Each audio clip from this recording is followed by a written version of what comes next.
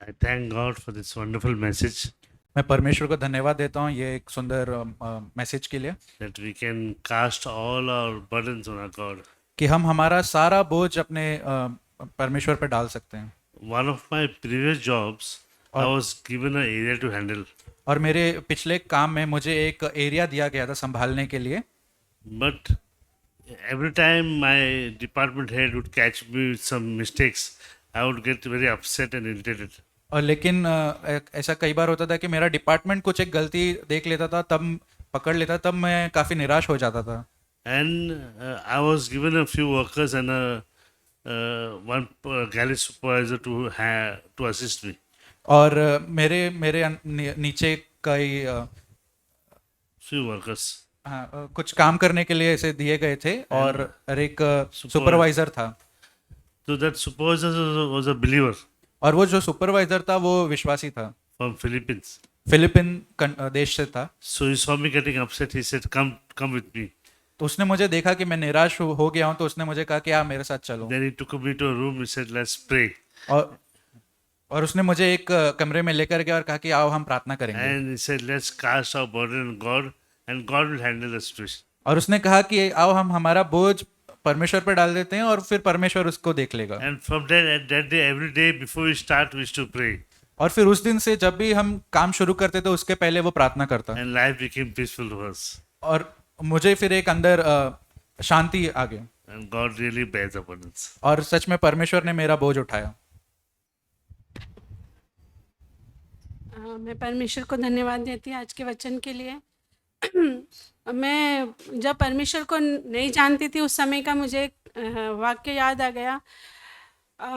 मेरी mummy cancer से of हो गई थी, तो उसके जस्ट थोड़े समय बाद ही मुझे भी चेस्ट में जलन होने लगी और कई प्रकार की समस्या होने लगी। तो मैं भी सोचने लगी कि अभी मुझे भी कैंसर तो नहीं हो गया। तो फिर यही सब विषय घर में मेरे हस्बैंड को मैं बहुत परेशान करने लगी, मेरा टेस्ट कराओ, मुझे ये सब करो। तो फिर उसके बाद सब टेस्ट वगैरह किया, सब कुछ नॉर्मल था। तो मैं आज का वचन के लिए मैं वही सोच रही थी कि कुछ समस्या नहीं, कुछ प्रॉब्लम नहीं, फिर भी हम उस बोझ को अपने ऊपर लेके हम ढोते हैं। तो ऐसे ही मेरे जीवन में बहुत बार कुछ प्रॉब्लम नहीं रहता, कुछ समस्या नहीं लेता, लेकिन फिर भी मैं अपने मन में उन सारी चीज़ों को कल्पना करके उस बोझ को मैं निरंतर लेके चलती रहती हूँ और मैं अपनी शांति खो देती हूँ। लेकिन आज धन्यवाद इस वचन के लिए कि प्रभु मुझे यही सिखा रहा है कि अपना जितना भी बोझ है, जो भी समस्या है, मेरे पास आओ। परमेश्वर ने मुझे एक चीज़ सिखाया कि जब तक तुम मुझे उस समस्याओं को नहीं बताओगे, ना ही मेरे पास आओगे, मैं तुम्हें कैसे छुटकारा दूंगा और कैसे शांति दूंगा। तो प्रभु ने मुझे एक वचन दिया, 1 पतरस 5:7 में से लिख रहा है, अपनी सारी चिंता उसी पर डाल दो क्योंकि उसको तुम्हारा ध्यान है। तो मैं बहुत बार मैं ये भूल जाती हूँ कि मेरा एक पिता है स्वर्ग में, जो मेरे परिवार की, मेरे बच्चों की, हर एक बातों की वो चिंता करने वाला है। मैं अपने आप में चिंता करके उस चीज़ों को मैं ठीक नहीं कर सकती, लेकिन परमेश्वर ही है जो मेरे उस सारी बोझ और सारी चिंताओं को ठीक कर सकता है।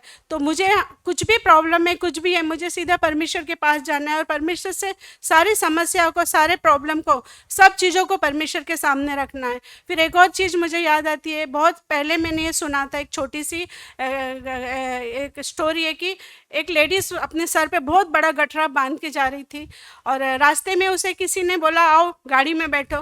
वो गाड़ी में तो बैठ गई, लेकिन उसने अपना वो बोझ अपने ऊपर ही रखा, सर पे ही रखा।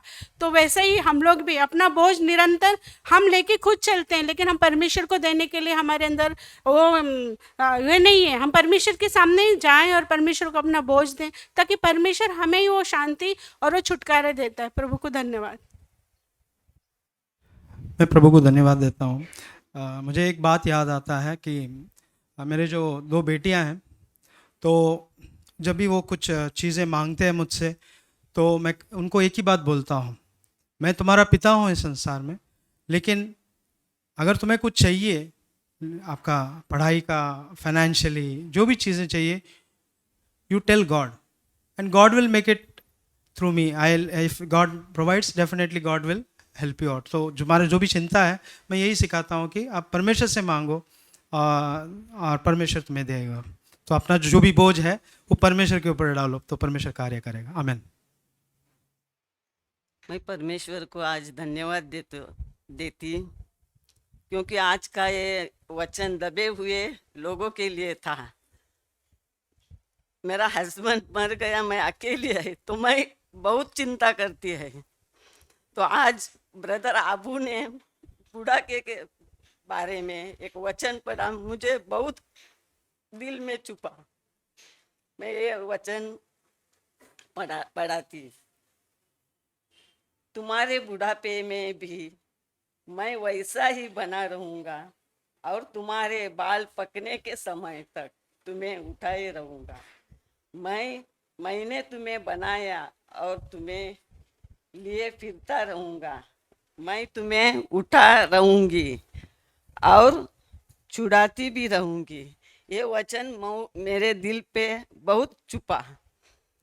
तो मैं परमेश्वर को धन्यवाद देती। मैं अकेली घर में रहती तो मैं रोती रहती है और परमेश्वर को बोलती, मेरे आदमी को उठा लिया है, वैसा मेरे को जल्दी उठाना। मगर आज का वचन ये परमेश्वर मुझे दिल से लगाया और मैं इधर बोलने को आया। और एक वचन, मैं ब्रदर सिंह के घर में गया था और उसके ये आयुष्य के बारे में मैं वचन पढ़ती थी। भजन संहिता का 90 वचन 10। हमारी आयु के वर्ष 70 तो होते हैं और चाहे बल के कारण 80 वर्ष भी हो जाते तो भी उनका घमंड केवल कष्ट और शोक है। वह जल्दी कट जाती है, हम जाते रहते हैं।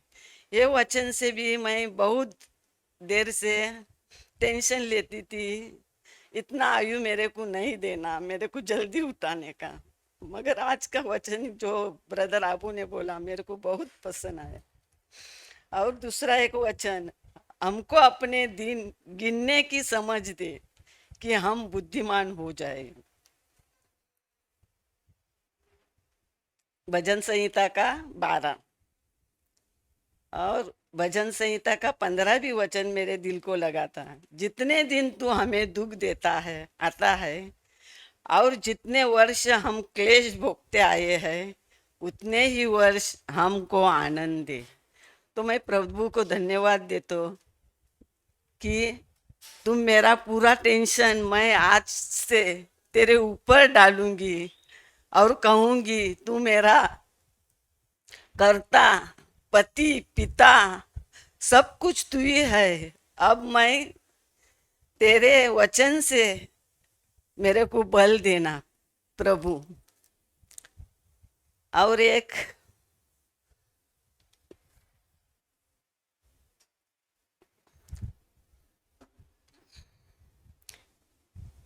ब्रदर जाक पूनम के बुक से मैं पढ़ा था, परमेश्वर के मार्गों को जानिए।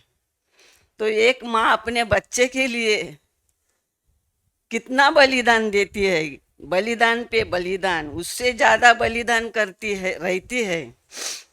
उसके बदले में कुछ भी नहीं मिलता, मगर अपने बच्चे के लिए खुशी चाहती, मगर उसे क्या मिलता है? पीड़ा और कष्ट सहती रहती है। उसके बदले में कोई अपेक्षा नहीं होती। परमेश्वर हमसे इसी तरह प्रेम करता है और यही एक स्वभाव है जो वह हमें देना चाहता है। मगर पूरे जगत में ऐसी संगति पाना असंभव है।